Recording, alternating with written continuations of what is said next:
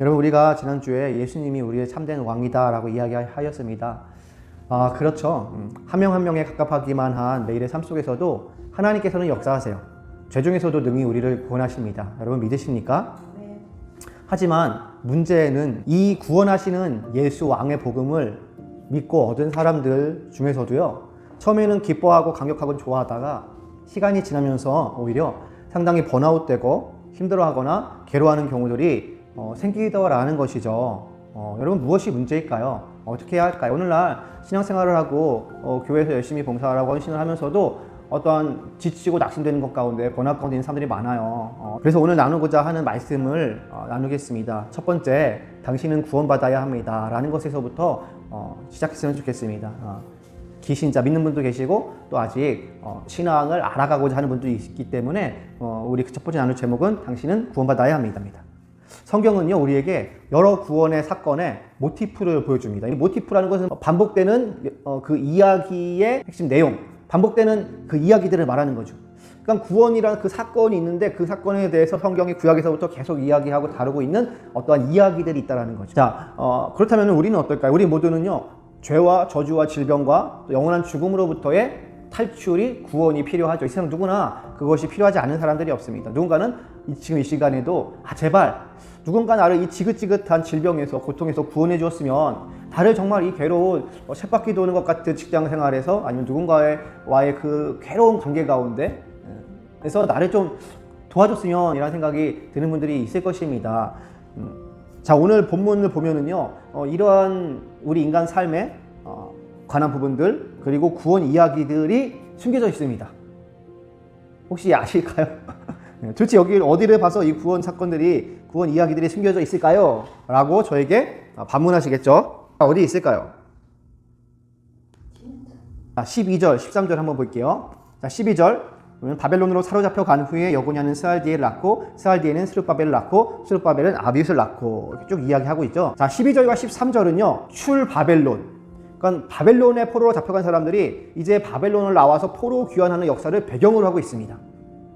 13절에, 12절과 13절에 동일하게 나오는 인물이 스룹바벨이죠.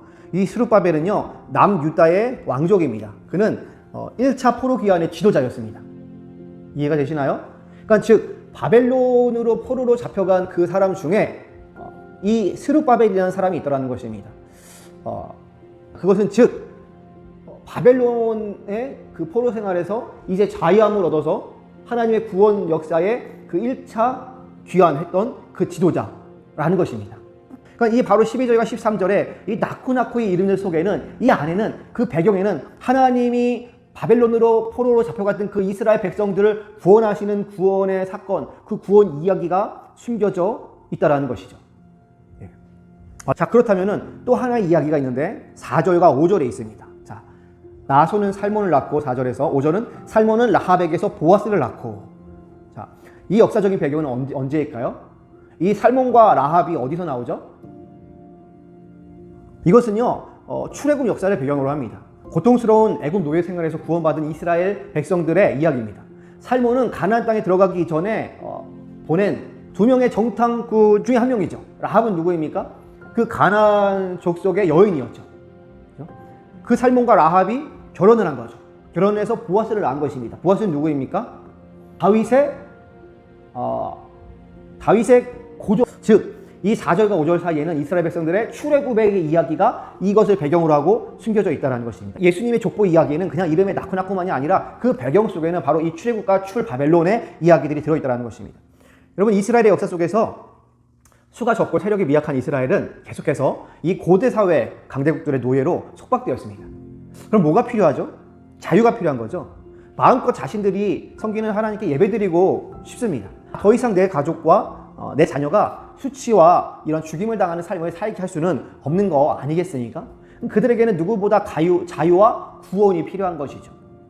오늘날의 우리의 삶은 어떻습니까? 그때와는 뭔가 좀 다르긴 하지만 우리는 굉장히 기술이 발달하고 너무나도 편리함을 누리는 오늘날이죠. 이렇게 좋은 환경에서 예배드릴 수 있는 오늘날이지만 웬일인지 이 시대를 살아가는 시대 청년들은, 우리의 다음 세대들은 다음 세대만이 아니라 또한 이 시대 살아가는 누구나 앞으로의 미래가 그다지 밝아 보이지 않다라는 거죠.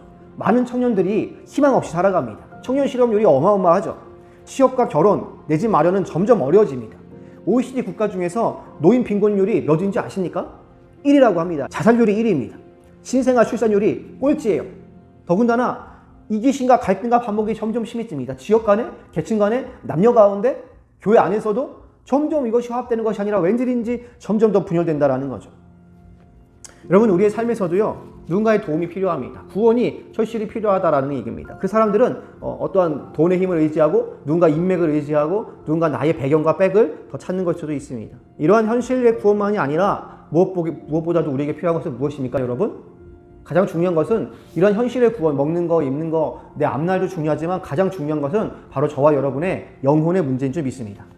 그래서 하나님께서는요, 이스라엘 백성들을 출애굽하셨죠. 현실과 삶의 문제들로부터 구원하시기 위해서 출애굽하셨습니다. 그리고 출바벨론 하셔서 포로 귀환하셨습니다. 하지만 거기서 끝이 아니라는 것입니다. 출애굽과 출바벨론이 바로 그 하나님이 이루신 완전한 구원 사역의 모티브이기는 하지만 그 완전성은 언제 이루어집니까? 베드로전서 1장 9절은 이렇게 이야기하죠. 믿음의 결국 곧 영혼의 구원을 받음이라 라고 이야기합니다. 우리의 현실의 문제, 먹는 문제, 가정과 돈과 집과 내 취업과 직장의 어려운 문제 너무나도 중요하고 하나님께서 그것을 돌보시고 아끼시죠. 하지만 거기서 끝이 아니라 믿음의 결국은 무엇입니까? 영혼의 구원을 받으라라는 것입니다. 여러분, 주 예수 그리스도를 통해서 영혼육의 전인적인 구원을 하나님께서 이루심을 믿으시기를 바랍니다. 할렐루야. 사도행전은 16장에서 바울은 말합니다. 주 예수를 믿으라. 그리하면 너와 내 집이 구원을 얻으리라. 아멘. 출애굽과 바벨론의 역사를 행하신 하나님께서는요, 예수님을 영접하는 당신의 삶 가운데 큰 기적과 보호하심으로 구원하십니다. 할렐루야. 아멘. 예수님을 믿는 우리 가운데 하나님께서 반드시 그 가정을 구원하심을 믿으시기를 바랍니다. 아멘. 우리가 예수님을 믿음으로 말미암아 출애굽의 역사와 출바벨론 포로 귀환의 역사와 또한 우리 믿음의 결국 영혼의 구원, 영혼의 회복, 그 가정의 전인적인 구원을 얻기를 주님의 이름으로 축원합니다. 이것이 중요합니다.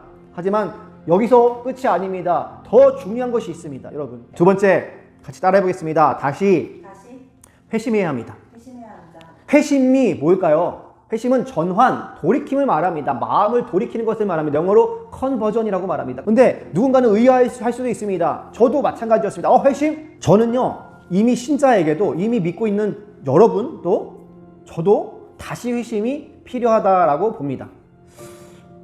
제가 생각하기에는요, 처음 예수님을 나의 구주로 믿을 때 하는 구원받음의 회심이 있고요, 그 이후로도 예수님에게서 멀어지거나 아니면 나의 믿음이나 나의 신앙의 결핍 가운데 다시 복음으로 마음을 돌이키는 회심이 있다는 것이죠. 여러 단계 가운데 여러 부분의 회심이 우리에게는 계속해서 있을 수 있고 필요합니다. 자, 이해를 돕기 위해서 다시 회심이라는 이야기를 하나 제가 들려드리도록 하겠습니다. 여러분, 감리교의 창시자라고 할 수 있는 요한 웨슬리 목사님입니다. 너무나도 유명한 이야기 중에 하나가 요한 웨슬리 목사님의 회심 사건이죠. 1738년 5월 24일에 모라비안 교도들이 모인 올더스게이트 거리에서의 그 모임에 이 웨슬리가 참석했습니다. 그리고 그는 여기서 회심하게 되죠. 저는 예전에 이 이야기를 상당히 의아해했습니다. 왜냐? 저는 궁금해했죠. 도대체 왜 이 웨슬리는 국교도 목사의 아들로 태어났어요. 근데 더군다나 그는 신실한 신앙생활을 해왔습니다.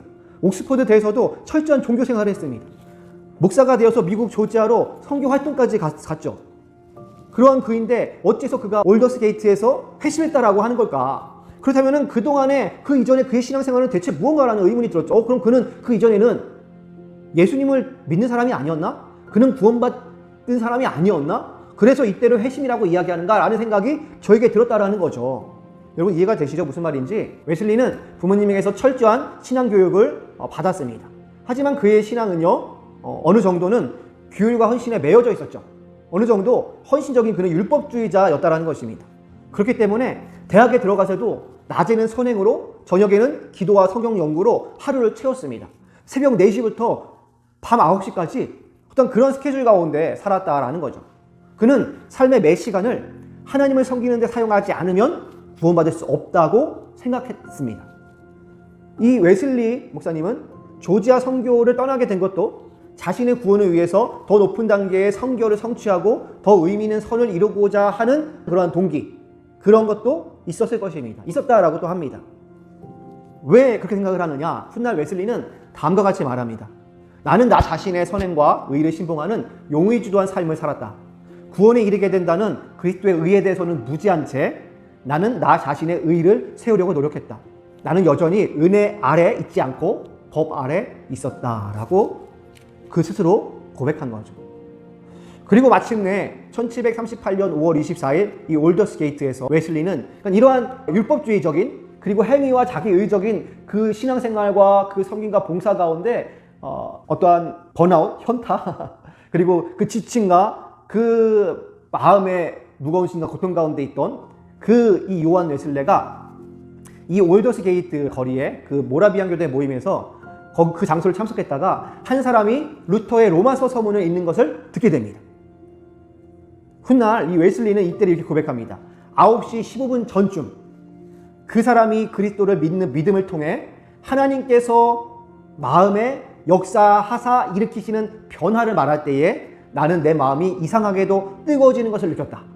나는 내가 구원을 위해 오직 그리스도만을 신뢰한다라는 것을 느꼈다. 그리고 그리스도께서 나의 모든 죄를 사하시고 죄와 사망의 법에서 나를 구원하셨다라는 확신이 나에게 주어졌다. 할렐루야. 아멘. 여러분, 죄와 사망의 법에서 나를 구원하셨다. 이것이 성경 어디에 나오는 말씀입니까? 로마서 8장 1절 2절에 나오는 말씀 아닙니까?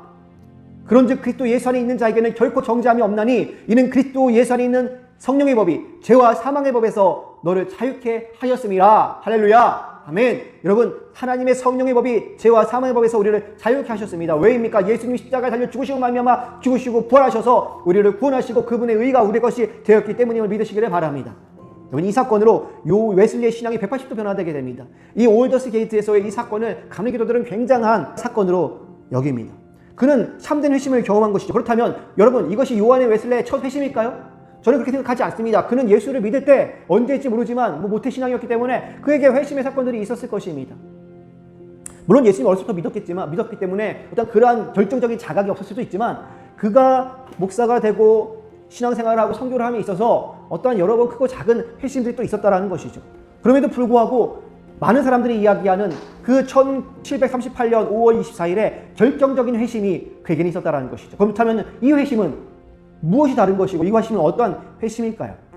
너무나도 근육적이고 철저하고 헌신적인 신앙인이었던 이 웨슬리는 목사로서 선교사역까지 하였지만 주님을 신뢰하고 복음을 붙들리는 은혜주의자는 아니었다는 것입니다. 그의 문제는요, 상당히 율법 중심주의라는 것이옵니다.